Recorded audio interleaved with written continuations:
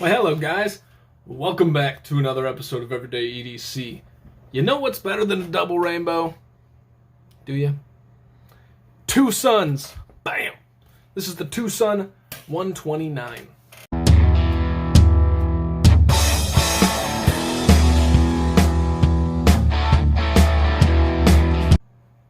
So the Twosun 129, this is a very, very unique and special knife.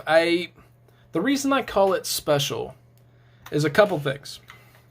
I have recently changed my mind on Twosun. Not completely. Let's not get excited there. I still have some reservations. But I have completely changed my tune. I really did not like Twosun before this. They had some cool stuff, but nothing that I could get behind and say, yes, this is a really good knife, right? It's just so much questionable stuff. Until the Twosun 129. Spoiler alert, this thing's awesome. So we have some really nice carbon fiber scales going on here with with a lanyard hole going on right here. We have a captive pivot, which is pretty cool. Just like the design. It's kind of like a hex head, but has a little bit of shiny behind it. We like shiny. This is where it really takes the cake. So this is a titanium frame lock on this side with an over travel stop. Once again, a cool little milled pivot. A nice pocket clip that has some detail work that goes into it, and I appreciate that. It has a nice ramp on both sides of the pocket clip, very easy to get in and out of the pocket. But here's the best part. Do you guys see that milling? The fact that they took the time to do that milling and then knock down the relief cut in the frame lock really tells me a lot. I mean, that's... without droning on and on about it, guys, that is really, really impressive for a $130 knife. And that's not all. But wait, there's more. This blade, this sheep's foot style blade, reminds me of a fatter version of, say, the Kershaw bare knuckle. It's like a fatter, condensed version. Just, go look up the Kershaw bare knuckle. You'll get what I mean. This gradual, right? Awesome flat grind that comes through most of the blade, and a swedge that runs the whole length. So it has so much strength just carrying throughout the blade that comes down to a very, very narrow tip, or a very, very strong tip due to that swedge. Now, I'm going to say something, and Justin, if you're watching, your jaw is going to drop. To date, I think one of my favorite blades, not my favorite blade, but one of my favorite blade shapes and blades that ever showed up on a knife was the Savivi Plethoros. I did not like that knife. I hated how it felt in hand. But that blade shape felt oh so good in hand, and it was so slicey and just so perfect. Protruded just like this one, a little bit further than the scales, giving you a lot more room to work in hand, right? You have a lot more room and a lot more, This has a choke-up position, I think. That's what that is. It's like a sharpening choil into a half choke-up position. They kind of half-ass the choke-up position. It doesn't really feel great. But actually, in hand, the regular position feels really, really good. You have this, what do we call that? Call that an upside-down skull, one of those scary lady faces where she's screaming with her hands on the side of the head, maybe a half snowman or something, whatever. The cutout right here, which is supposed to be basically a Spidey hole, but two of them, is actually pretty good, and the edges are relatively knocked down on the side that you are going to be using. Everything else, the side that you're not going to be using isn't really knocked down, and that's fine. The screws are going to be T8, I believe. Yes. And yes. So all the screws are going to come in as T8, and the one thing I did not notice until just now is this pocket clip is actually held in on the underside of the scale, making that even cooler. The attention to detail that went into the side of the titanium with the milling and the screw holding in the pocket clip from the other side is really, really, really cool, and kudos to, I don't care how cheaply they made this at this point, the design that went into that piece of titanium alone is worth quite a bit, and they deserve some applause. This blade is, I believe, an M390. Yep, M390 right there. You have a design logo right there, which see if it's in my notes. Probably not. I don't really know what that design logo is. I'd have to look it up. It's obviously a designer that I'm shorting on the review. I will put them in here. And then a Twosun logo right there. Let's get you guys some size comparisons. After we do the specs. This knife is coming in at overall just shy of 8 inches long. The blade shape is coming in at 3.5, and the overall cutting edge is about 3 1/3. So you're getting a lot of blade shape for what you're working with here. Let's get your scale. It is not. Yep. All right. And I hate that you guys can't really see this scale.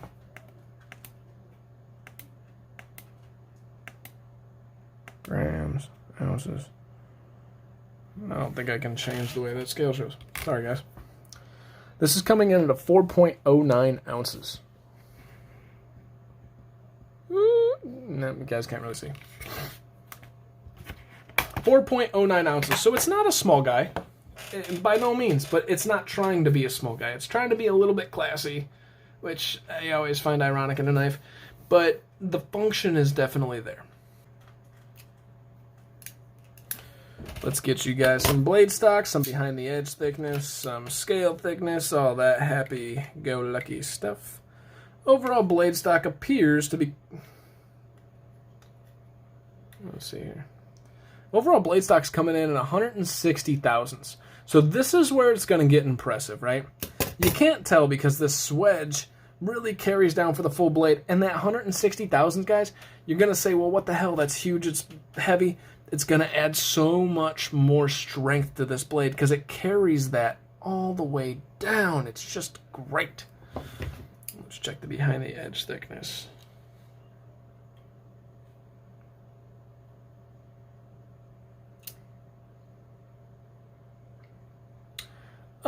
Take a look at that.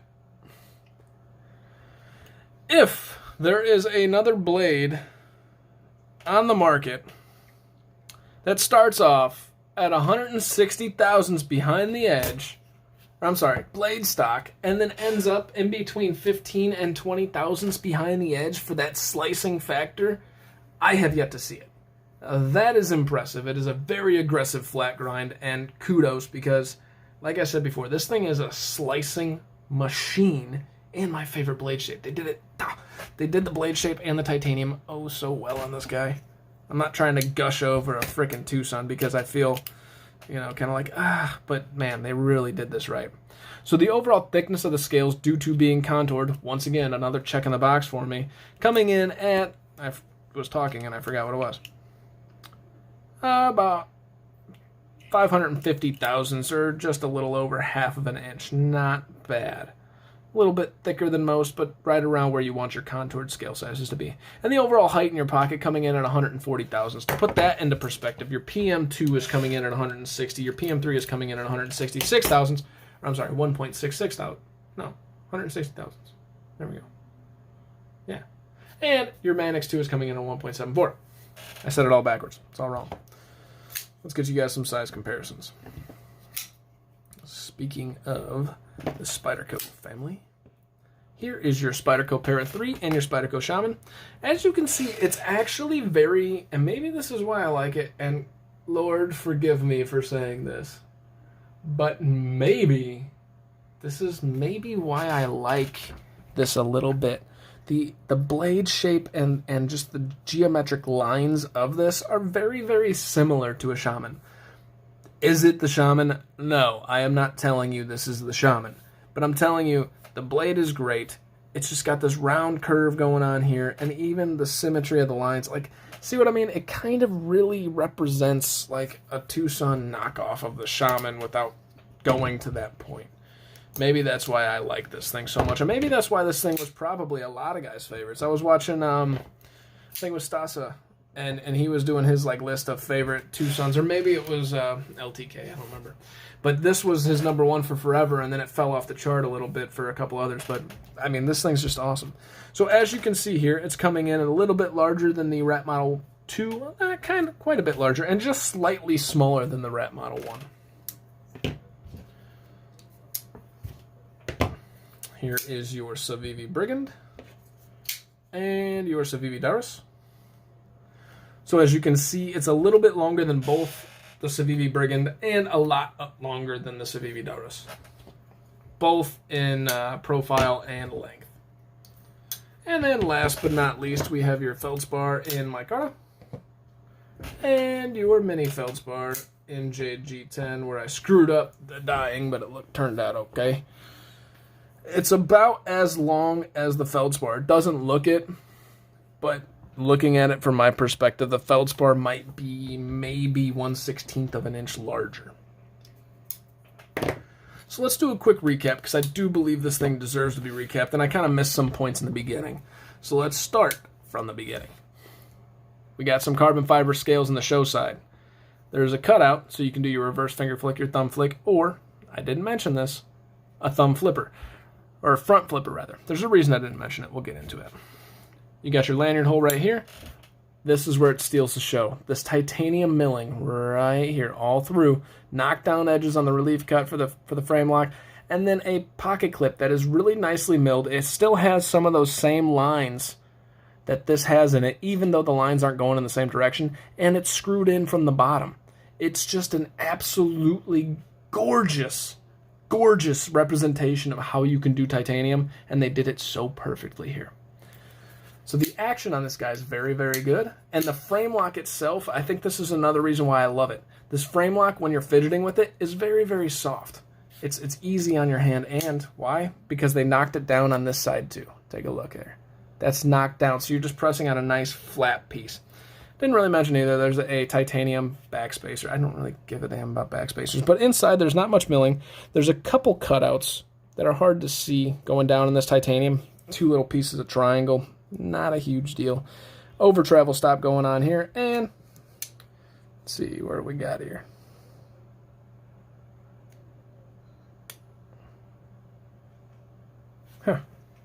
I'm gonna guess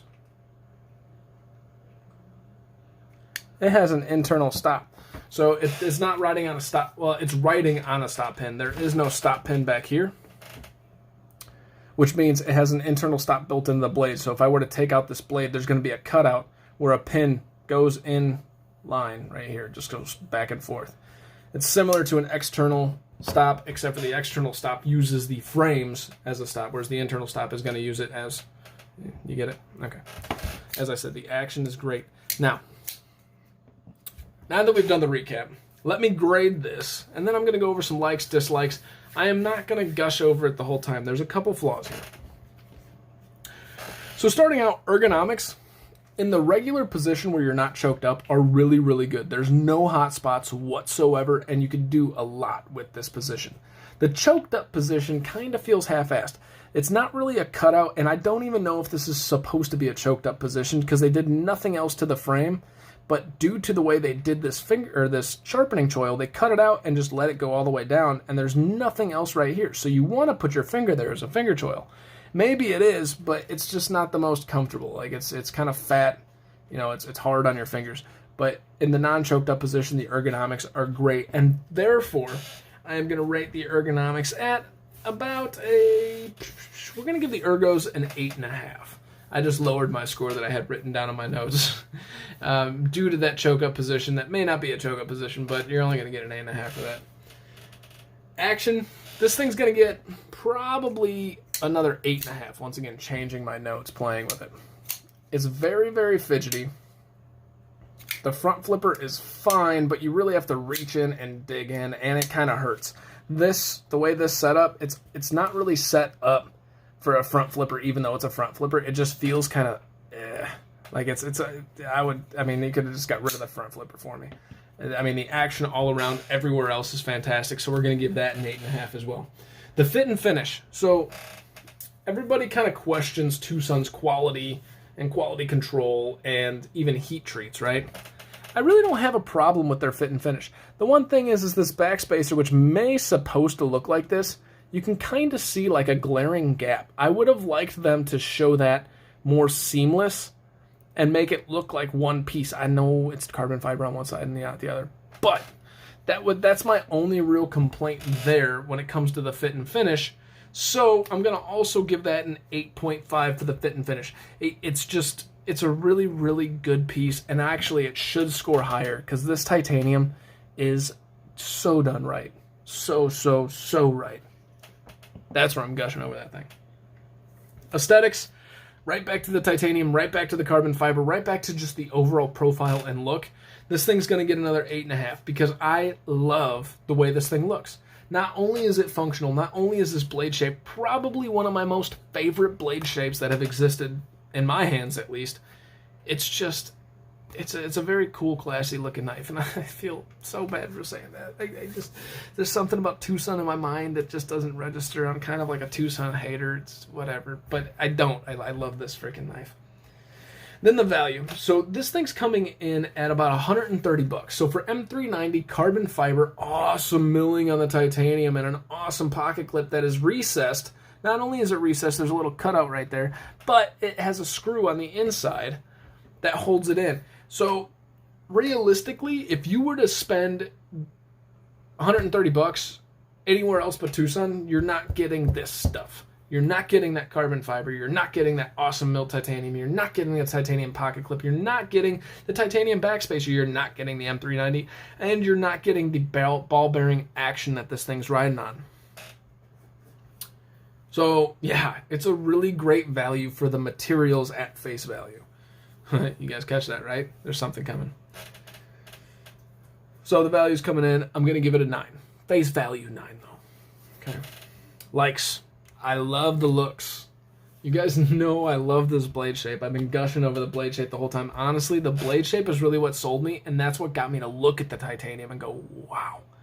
Really, really, really good looking. It's just really good. So, dislikes. Let's get into a couple dislikes here. The action. You always hear people like Metal Complex say the action on Twosuns is not very good. No, the action's fine. It's the grittiness. See.